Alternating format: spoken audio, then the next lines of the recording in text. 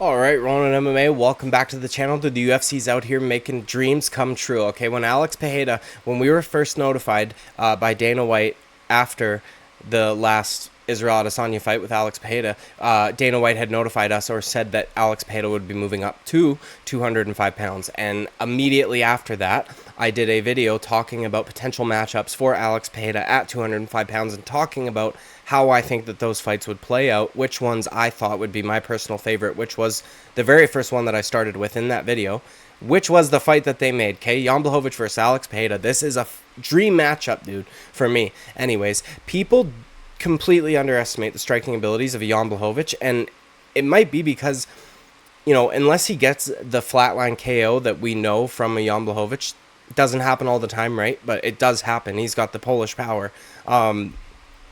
His striking can come off as a little, not boring, but not as entertaining. It's very clinical, very technical. Like, he is very, very, very good on the feet. And these are both, too, the only men on the planet that have,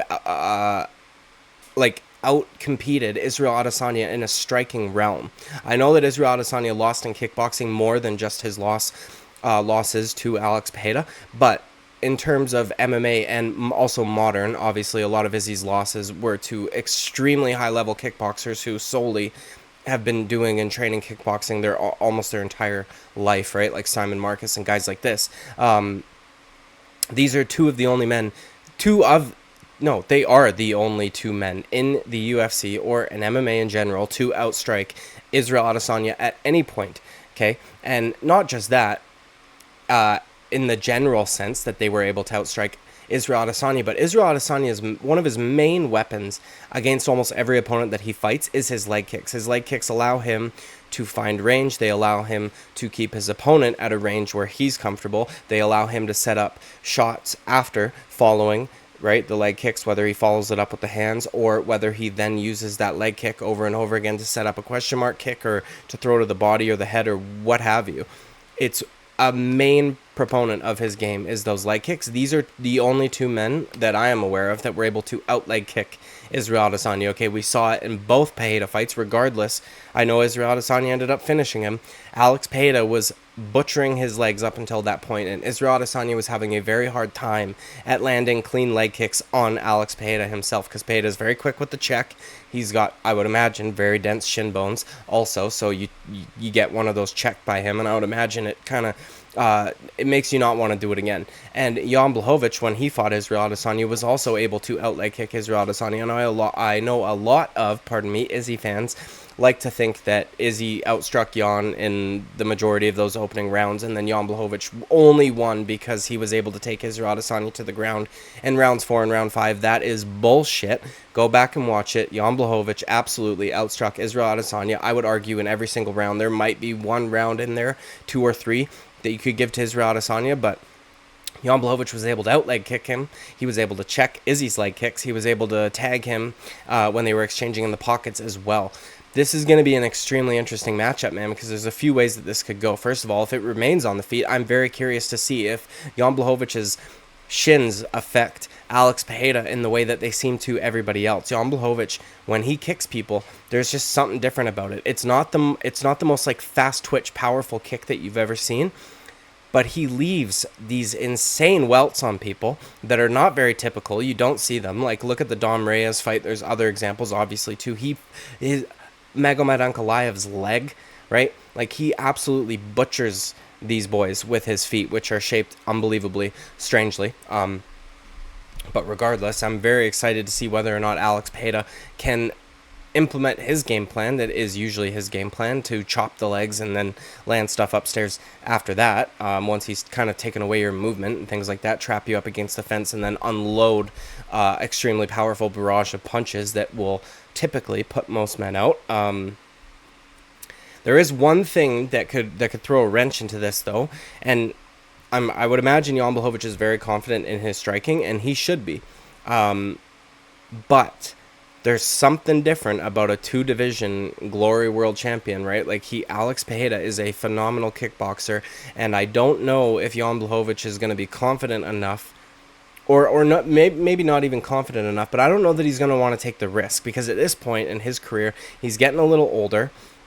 The fight with Ankalaev made Dana White pissed off for whatever reason, so it was not necessarily a good look in the eyes of the casual fan and the company. But if he still has title aspirations, he may be thinking, well, I just need to get this fight to the ground because I was able to do that to Israel Adesanya, and Israel Adesanya was able to control Alex Pereira on the ground for almost an entire round in their first MMA fight. The problem is, though, Jan Blachowicz, while he is capable of taking people down, my bad, dude. I don't know what the fuck I was saying there. He has the ability to take people down. He is not necessarily the fastest, as we spoke about with the kicks. It's not like fast twitch, hard, fast shit. It's like kind of a weird speed, and I think that oftentimes throws people off. I feel, though, that Alex Pereira is a master at countering shit like that. He is very good with his knees. He is very good at timing uppercuts, left hooks, all that shit. And I don't know that Jan Blachowicz is going to be overly enthusiastic about shooting on a guy like Alex Pereira, who we have seen flying knee KO people that have tried that more than once. You know what I mean? So that's really the deciding factor here. But there's a few other things. So if they do remain on the feet, first of all, Alex Pereira got KO'd badly by Israel Adesanya not that long ago. That could have serious impact on him. I don't know that it will. If memory serves, I don't know that he's ever been flatlined like that before, even in his kickboxing career. So at least that's a positive, right? Like, it's not like we've seen him get KO'd multiple times, but that KO could have been one that absolutely took his chin. We just don't know. However, he's going to be cutting a lot less weight, which could also impact his chin positively, right? He might not be as quick to get wobbled and rocked as he was against Israel Adesanya if he's cutting, I just spat, 20 less pounds. You know what I mean? So hopefully it doesn't affect him too badly. Another thing, though, is a lot of people were kind of skeptical of Alex Pereira's ability to go into like rounds 4 and round 5 because they thought, well, he's so big, he cuts so much weight, we've never seen him have to do this. Even in Glory Kickboxing, when you fight 5-round championship fights, their rounds are 3 minutes each. So it's not like he's gone 25 minutes in a kickboxing setting, they go 15 minutes. So I never questioned his cardio, and I feel like I was kind of vindicated in that. In the first Israel Adesanya fight, he was able to get the finish in the 5th round, whereas almost every MMA analyst or YouTuber or fucking what have you would have imagined that Israel Adesanya would have had the ability to push the pace in round 5 over Alex Pereira. Jan Blachowicz was able to get a takedown and kind of lay on top of Israel Adesanya in round 5, but what I keep going back to is in rounds 4 and round 5 against Magomed Ankalaev, he was too exhausted to do fucking anything. He couldn't improve his position. He couldn't get back up. All he could really do was cover and try to take as little damage possible so that the ref wouldn't stop it, or so that there was no 10-8 round, which there did end up being in round number 5, right? So also, rounds 1 through 3 were in his realm, right? He wants to be striking, especially with a guy like Magomed Ankalaev who has the grappling abilities that he has. He wants to be on the feet with him. He wants to be leg kicking him. He wants to be doing all this shit, which he was able to do. So it was very strange for me to see Jan Blachowicz then gas in rounds 4 and round 5 against Magomed Ankalaev. And to be fair to him, I understand that fight got bumped up to 5 rounds on relatively short notice because of the Yuri Prohaska injury. But I still feel that it shouldn't really matter. If you're able to go 5 rounds, I don't think that, you know, a couple extra sessions on the fucking assault bike or whatever they do for cardio is going to get you there. I feel like if you're a 25-minute fighter, you could go 25 minutes even if you were only training for 15. I just don't think that I feel like your shape is relatively going to be the same. And I don't think that you should, even if that's not the case, if you're only training for 15 minutes, like, that's kind of strange also. I feel like, especially if you have title aspirations. So him getting tired in rounds 4 and round 5 against Ankalaev worry me a little bit for him. Because, you know, again, while Pereira, we don't know how, like, the extent of his cardio, we do know that he got completely out-grappled in round 3 against Israel Adesanya, and it wasn't like he wasn't trying to get up. Israel Adesanya had dragged him back down a couple of times. He took quite a bit of damage. He got rocked at the end of round 1, and in round 5, he still had the ability to push the pace, pardon me. I almost had a lisp there, and fucking, come with the finishing barrage that he did on Israel Adesanya. So I honestly think that if this goes into the later rounds, it could potentially benefit Alex Pereira, whereas typically if you're looking at a Pereira matchup, you're thinking, oh, like round 1, round 2 KO. Otherwise, if somebody can get past that, then he's not going to have the same power. But the thing is with him too is his power doesn't necessarily come from like muscle mass or being fast twitch or any of this shit. It's like the leverage and the length of his arms and also the technique that goes with it that allows him to hit so hard, because he doesn't really overextend on left hooks. Like, they're pretty tight and clean. It's just the leverage that he gets, and it seems to put guys out, obviously. I would also imagine this fight, much like the Dustin Poirier-Justin Gaethje one, probably has some title implications, okay? So especially because I would argue Johnny Walker probably needs another win over a guy in the top 5, aside from Anthony Smith, to get a title shot. So we're going to be waiting for a matchup there. I have no idea what they're going to be doing with Magomed Ankalaev, but Jan Blachowicz was the champion, lost it to Glover, and then had a draw in the vacant one, right? So it's not like he's fucking losing that badly. And while he's a little older, so is Alex Pereira. So I would imagine the winner of this will potentially get the winner of Yuri Prohaska and Jamal Hill. Pardon me, I forgot his name for a second there. I think that either of these gentlemen match up extremely well against both of those guys. And I think that this could potentially be the UFC trying to set up an Adesanya trilogy with Alex Pereira at 205, with the lessened risk, though, for the UFC, because that way they can do that, and Israel Adesanya can lose without losing his championship, assuming, of course, that he gets past Robert Whittaker or Dricus du Plessis, whoever ends up winning that fight, which is most likely going to be Robert Whittaker, in my opinion, but still. If Pereira gets this done, man, my God. Like, holy fucking shit. Imagine if he becomes a 2-division champion, and I know that it wouldn't be simultaneously the same way that it was in Glory, but imagine if he becomes a 2-division champion in 2 combat sports. He might be one of the greatest combat sports athletes to ever fucking live, okay? This is, I'm so fucking happy they made this goddamn matchup. I feel like a lot of this might have came from spite or pettiness on behalf of Dana White, just to fucking overshadow Francis Ngannou. No, I'm obviously joking. It wasn't like they just made this fight fucking yesterday so that they could announce it. But another thing too, dude, actually, I will touch on this before we leave. We've seen Jan Blachowicz get KO'd.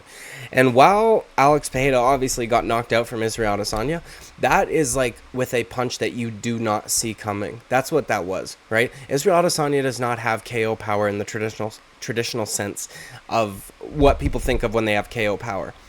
He does, however, have the ability to sneak shots in where you don't fucking see them coming, which are then able to knock you out. And that's how he was able to knock out Alex Pereira. Whereas we've seen Jan Blachowicz actually get KO'd before by Thiago Santos as well. I don't think, while I think that Jan Blachowicz is probably on par with Adesanya or Pereira in terms of the striking in general, I don't think that he is sophisticated as an Israel Adesanya. So I don't think that he's able to set the same kind of traps that Israel Adesanya is. I don't think he's able to be as sneaky as Israel Adesanya is. I think that it's much straightforward, fundamental striking that works and is effective because of how good he implements his technique. But I don't think that Jan Blachowicz is going to hit Alex Pereira with something that he doesn't see coming. And I don't think that I think that if Alex Pereira hurts Jan Blachowicz, he is not going to make the same mistake that he did in the Israel Adesanya fight in falling for that trap and leaving himself completely exposed for a counter shot when his opponent is not actually as hurt as he thought he was. And to be fair, it was a pretty convincing performance, because I thought he was fucking hurt too. I thought that knee landed clean up against the fence. I thought we were about to see the end. But once you slow it down and watch it from different angles, you can see that that knee actually went off of the glove. Pereira probably thought the same thing. Ooh, that landed. I just don't think that's going to happen again, right? I think that he's going to learn from that. He is much more sophisticated or he has a much higher fight IQ than I think people give him credit for, because a lot of people just view Alex Pereira as kind of like a brute strength type guy, right? He's got this power. He doesn't need to be as good, but he is unbelievable. His leg kicks are insanely sneaky. They are fast. They are hard. He has even adjusted the way that he throws his kicks to the body and to the head to compensate for the fact that there could potentially be a caught kick and a takedown, whereas in kickboxing, that's not necessarily something you have to worry about. Someone can catch a kick to the body in kickboxing, but they have, I think it's 2 or 3 seconds to throw a strike immediately after. Otherwise, the ref makes you separate. You have to put down the leg. Whereas in MMA, obviously, someone can catch the kick. If you go and watch the way Alex Pereira throws kicks now in MMA fights, it's weird. He'll throw a round kick, but instead of his leg being twisted so that the shin is like here, hitting the body, he'll throw it so that it's almost like this, like his toes are almost straight up and down. So he'll finish with his legs, toes pointing up, so he can quickly pull out his leg without losing a whole lot of balance there. And so I do think he has a lot higher fight IQ than people give him credit for. Light heavyweight is starting to look a lot more fun than it was for a while there after like John Jones's reign, because now we've got, actually, low key, dude, might be one of the best divisions. I'm not gonna get ahead of myself. I'm not gonna fucking rank it right now, but everybody in the top seems to be able to strike very fucking well, and that's fun to watch. And then you've got like Magomed Ankalaev, who's got like grappling ability but can also strike as well, right? So you've got Jan Blachowicz, fantastic striker. Jamal Hill, crazy good striker, who I didn't give enough credit, who has also got knockout power. Pereira, what the fuck was that, dude? Yuri Prohaska, crazy style, fun striker to watch. Like, literally all these guys are fun fucking strikers. Johnny Walker, same shit, right? He's totally cooled down a little bit. He's much more fundamentally sound. He's much more defensively sound, but he's still a good striker. He's just now able to implement a game plan and not just throw fucking crazy shit and hope that something sticks. So light heavyweight is really starting to get fun again, and I'm glad for that, because it once was a fantastic division. Make light heavyweight great again, okay? And yeah, man, fucking phenomenal matchup. I'm so happy they made this one also. This is like a striker's delight, dude. This is, if you're not going to get a Pereira-Izzy matchup immediately, this is the next best thing. These guys, like Jan Blachowicz, seriously, I'm going to just fucking reiterate this. I know I said this at the beginning of the video. Jan Blachowicz does not get the credit he deserves in terms of how good of a fucking striker he is. He is so fucking on point. He is so quick to check kicks. He is so good with his leg kicks, with his body kicks. His body kicks are very strange, too. The way that he does his switch, it's like a delayed step. And it's very sneaky, and he ends up landing on like the back sometimes, or like kidney type area. His boxing is obviously pretty good also, but his kicks are phenomenal, very underrated. This is a fucking dream matchup, as I've said probably 3 or 4 times now. I can't wait. Early prediction, I would have to go with Alex Pereira. I think that while they are probably pretty similar in age, I think Jan Blachowicz is a little bit older. I don't know that off the top of my head for sure, but I would imagine he is maybe a couple years older. Alex Pereira is much younger in terms of his MMA career. He has only been knocked out that one time. I think that spans across both his kickboxing and his MMA career. And I just think that if Jan Blachowicz was a little bit better in the grappling department, maybe like a Magomed Ankalaev, I would probably imagine that's how that fight would play out. I don't know that Jan Blachowicz is going to want to just shoot and close the distance when that's not, while he can do it, it is not his most comfortable, you know what I mean? It's not his bread and butter. That's like a plan B for Jan Blachowicz. So I think that we'll potentially see a knockout here from Alex Pereira, and then he will get a title shot. And if everything goes according to plan, I think that he could beat both Jamal Hill and Yuri Prohaska, if I'm being honest. But yeah, man, let's not get too ahead of ourselves. This is a great fucking matchup. Co-main event, I would imagine, for Dustin Poirier and Justin Gaethje. Fucking phenomenal, dude, okay? Take my money, UFC. And that's it, dude. That's the end of this video. Like and subscribe. I would greatly appreciate it. I will see you at the next video. I might do another one today, but I might just save it and do a couple more tomorrow. But anyways, bye-bye.